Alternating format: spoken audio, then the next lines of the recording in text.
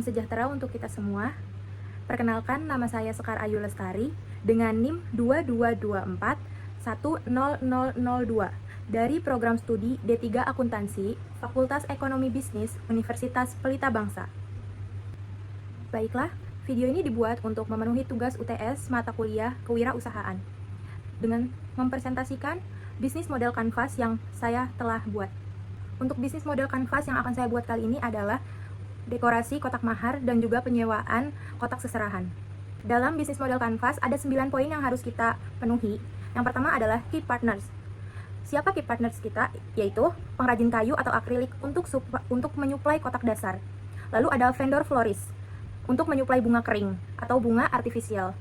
Dan ada juga toko aksesoris untuk menyuplai manik-manik, kain bludru, dan dekorasi-dekorasi kecil lainnya. Yang kedua adalah key activities. Apa key activities kita? Yaitu yang pertama adalah memproduksi dan mendesain. Jadi merangkai kotak mahar sesuai dengan permintaan klien. Lalu manajemen sewa.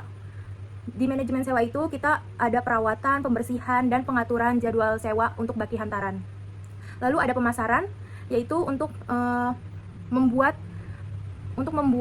produk kita dikenal lebih luas dengan cara membuat konten untuk TikTok dan Instagram.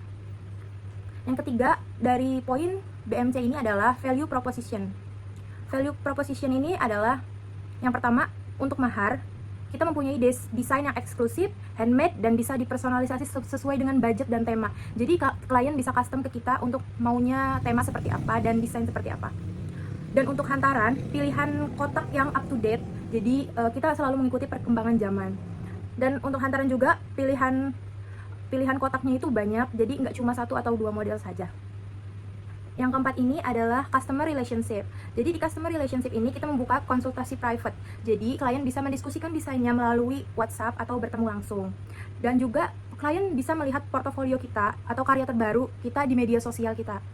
Dan juga kita mempunyai garansi jaminan kebersihan baki sewa dan keamanan pengiriman mahar. Lalu yang kelima adalah customer segments.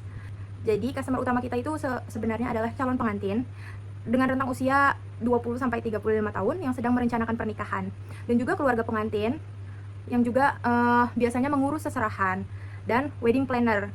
Barangkali pengantin menyerahkan semuanya ke wedding planner, dan wedding planner yang akan mencari kotak seserahan dan juga dekorasi hantaran mereka. Baik, yang keenam itu ada key resources. Di key resources ini yang pertama itu ada aset fisik, yaitu aset fisik itu menyerupai seperti stok baki hantaran, contoh mahar untuk display, peralatan kerja, dan juga studio untuk kita membuat konten dan juga memajang portofolio.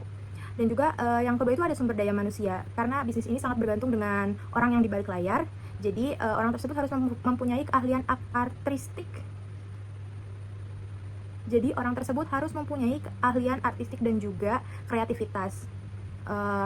Dan juga kita menyiapkan admin dan marketing dan kurir logistik untuk mengantarkan apabila ada klien dari luar kota. Yang ketiga adalah sumber daya intelektual. Di sumber daya intelektual ini sangat penting meskipun tidak terlalu terlihat, tapi cukup sangat penting, seperti brand dan nama bisnis, portofolio, desain, dan database supplier. Karena tanpa ini sepertinya bisnis kita akan sulit untuk berjalan. Dan yang terakhir adalah sumber daya pemasaran dan teknologi. Di era digital ini, sumber daya pemasaran dan teknologi itu sangat dibutuhkan, seperti media sosial dan sistem manajemen untuk membuat jadwal konten. Dan yang ketujuh, kita ada channel. Di channel sendiri kita menggunakan sosial media platforms seperti Instagram, TikTok, dan juga WhatsApp. Dan juga e-commerce seperti Shopee dan Tokopedia. Yang kedelapan ada revenue streams. Yang pertama ini ada penjualan kotak mahar. Jadi ini adalah pendapatan dari produk yang dibeli oleh customer. Marginnya itu dari material dan juga jasa desain dan kerangka upselling aksesoris. Yang kedua itu ada jasa penyewaan kotak hantaran. Jadi biaya sewa per paket itu klien biasanya menyewa dalam jumlah banyak. Misal paket 5 itu 7 atau 10 kotak. Jadi pendapatannya itu dihitung per event. Biasanya itu 3-7 hari. Dan yang ketiga itu adalah jasa hias atau rangkai isi hantaran.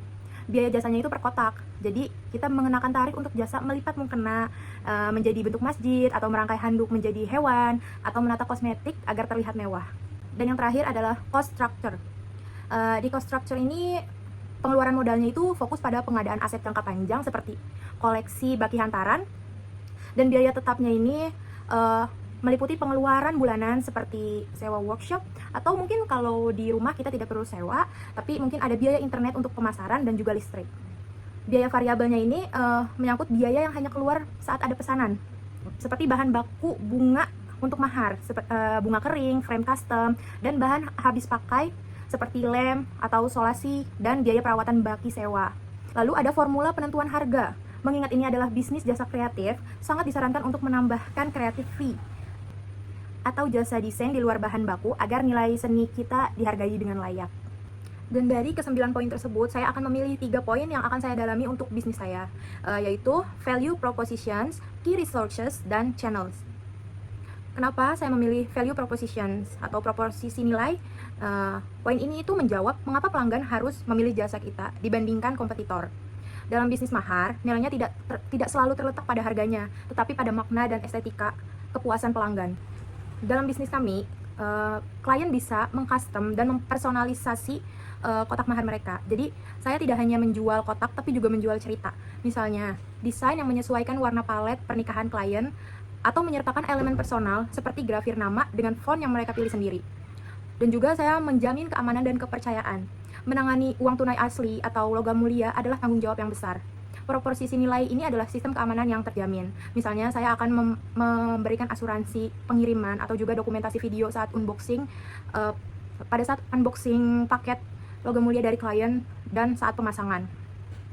Lalu, dari material durability, jadi material yang awet dan tahan lama. Menggunakan bunga asli yang diawetkan atau bunga kering yang berkualitas, sehingga mahar tidak hanya cantik saat hari H, tetapi bisa menjadi pajangan interior di rumah pengantin selama bertahun-tahun. Dan juga kami akan menjadi trend setting design, yaitu menjadi yang terdepan dalam tren. Jika kompetitor masih menggunakan gaya lama, maka saya akan menawarkan gaya terarik seperti ekosistem dalam kaca, atau klaim minimalis yang akan disukai oleh Gen Z, dan juga gaya-gaya lainnya yang mungkin akan booming di masa depan nanti. Yang kedua ada key resources atau sumber daya utama. Karena sumber daya utama ini adalah aset-aset terpenting yang dibutuhkan, yaitu human capital atau kreativitas dan skill diri saya sendiri sebagai aset untuk berjalannya bisnis ini. Karena kemampuan artistik untuk menyusun komposisi bunga, teknik melipat uang yang rapi tanpa merusak sesuai dengan aturan BI, dan kemampuan fotografi untuk konten. Untuk physical asetnya sendiri, kami mempunyai studio produksi yang bersih dan bebas debu untuk merakit agar hasil tetap higienis dan jernih, terutama untuk box yang berbahan akrilik. Dan tools, yaitu alat presisi seperti jewelry tweezers, lem khusus yang tidak meninggalkan residu, hingga mesin grafir laser. Jika mungkin ketika skala bisnis saya udah besar, akan membeli mesin grafir laser. Lalu dari supplier network, kami memiliki akses ke pengrajin kayu atau akrilik tangan pertama untuk mendapatkan harga modal yang rendah namun kualitas lebih premium. Dan juga brand identity, akun media sosial dengan portofolio yang tertata rapi dan estetik adalah aset digital yang sangat bernilai di masa sekarang. Lalu poin yang ketiga adalah channel. Channel sendiri adalah bagaimana cara kita untuk menjangkau pelanggan dan menyampaikan value proposition kita ke mereka, yaitu dengan cara sosial media seperti TikTok dan Instagram Reels, dengan menggunakan konten proses video atau SMR menata mahar yang sering kali viral dan menjangkau calon pengantin secara organik. Dan juga kita bisa menguploadnya di Pinterest, dan itu sangat efektif karena calon pengantin biasanya mencari inspirasi visual di Pinterest sebelum memutuskan pembeli. Dan untuk marketplace, kita menggunakan Shopee dan Tokopedia sebagai jaminan keamanan transaksi bagi pelanggan yang berada di luar kota, agar mereka merasa aman dengan fitur rekening bersama. Lalu untuk partnership, kita akan bekerja sama dengan wedding organizer dan juga MUA, karena mereka adalah orang pertama yang diajak konsultasi oleh calon pengantin. Memberikan komisi atau sistem referral kepada mereka bisa mendatangkan aliran pelanggan tetap. Dan juga direct channel, kita mempunyai WhatsApp Business sebagai saluran utama untuk konsultasi yang mendalam, mengirimkan katalog PDF, dan juga konfirmasi desain akhir. Baik, selanjutnya ada outline rencana bisnis Hantaran Impian by Ayu. Yang pertama itu ada executive summary. Di executive summary ini kita mempunyai visi misi menjadi penyedia jasa dekorasi mahar terkemuka yang memadukan nilai estetika modern dengan tradisi pernikahan. Untuk masalah dan solusinya, calon pengantin seringkali kesulitan mencari dekorasi mahar yang unik dan aman. Kami menawarkan desain custom yang elegan dan dengan material yang berkualitas. Produk dan jasa utama kami adalah dekorasi kotak mahar, kotak cincin, dan jasa hias seserahan. Target pasar kami adalah pasangan muda kelas menengah ke atas yang aktif di media sosial dan juga berencana untuk menikah. Keunggulan kompetitif kami yaitu menggunakan kering abadi atau everlasting dried flowers dan layanan konsultasi desain gratis. Untuk marketing plan atau rencana pemasaran, kami mempunyai targeting dan segmenting. Target kami ada di usia 20 sampai di 35 tahun, tinggal di wilayah sekitar Bekasi, Cikarang, atau Jabodetabek.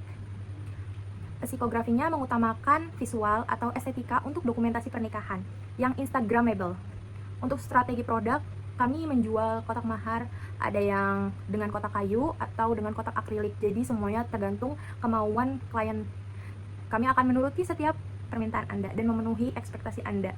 Strategi promosi kami itu ada di TikTok dan juga Instagram, yaitu konten marketing dengan mengunggah video behind the scene pembuatan mahar atau bekerja sama dengan MUA atau fotografer pernikahan lokal, dan juga menggunakan iklan Instagram dengan target minat wedding planning atau engagement. Saluran distribusi kita itu melalui WhatsApp, dan toko resmi kita itu ada di Shopee dan Tokopedia. Lalu yang ketiga adalah operational plan. Operational plan kami, yang pertama ada proses produksi.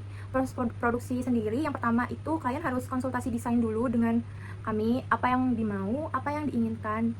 Maka setelah deal, kami akan segera memesankan bahan baku ke supplier agar segera dan memulai proses dekorasi dan penataan uang atau perhiasan. Waktunya itu 3-7 hari kerja. Lalu kami akan memotongkan hasil dekorasi yang sudah kami buat untuk konfirmasi ke klien apakah sudah pas atau belum. Dan jika kliennya berada di luar kota, kami akan mengemas kotak mahar tersebut dengan bubble wrap yang tebal dan aman untuk dikirim ke luar kota. Kebutuhan sumber daya manusianya untuk saat ini baru 1 orang saja, yaitu saya sendiri sebagai desainer atau perangkai bunga yang juga mencakup sebagai admin medsos. Lokasi usahanya masih berlokasi di rumah sendiri karena kami cukup menekan untuk biaya sewa. Yang keempat adalah financial plan, yaitu yang pertama ada perkiraan biaya awal, estimasi modal untuk memulai skala kecil ke menengah. Yang pertama itu di peralatan seperti hot gun, pinset, alat potong, kamera atau HP, dan juga lighting itu sebesar 3 juta. Yang kedua ada stok bahan baku awal itu seperti berbagai jenis box, bunga kering, dan aksesoris itu ada di 2.500.000. Lalu untuk pemasaran, kita akan membuat iklan awal dan pembuatan katalog atau sampel itu sebesar 1 juta. Dan kita menyiapkan biaya tak terduga 1 juta. Dan total estimasi biaya awalnya itu ada di 7.500.000. Lalu sumber pendapatannya dari mana? Sumber pendapatannya adalah dari penjualan paket mahar. Penjualan paket mahar itu berkisar di Rp350.000 sampai Rp1.500.000 per box, sesuai dengan permintaan customer. Jadi semakin sulit maka akan semakin mahal. Lalu ada jasa hias seserahan. Sistem sewa kotaknya itu mulai dari 50 sampai 100.000 per kotak. Dan juga penjualan aksesoris tambahan seperti replika logam mulia, uang mainan premium, atau kartu ucapan custom. Target penjualannya, kami memiliki target minimal 10 pesanan mahar per bulan dan 2 paket seserahan isi 10 kotak dengan estimasi pendapatan kotor 7 sampai 10 juta per bulan. Lalu untuk analisis resiko, itu kita memiliki resiko barang rusak saat pengiriman, dan solusinya adalah bekerja sama dengan ekspedisi spesialis dan penggunaan asuransi serta standar double packaging. Baiklah, mungkin itu saja yang dapat saya presentasikan untuk bisnis model kanvas yang akan saya buat ke depannya. Kurang dan lebihnya mohon maaf. Saya ucapkan terima kasih. Assalamualaikum warahmatullahi wabarakatuh.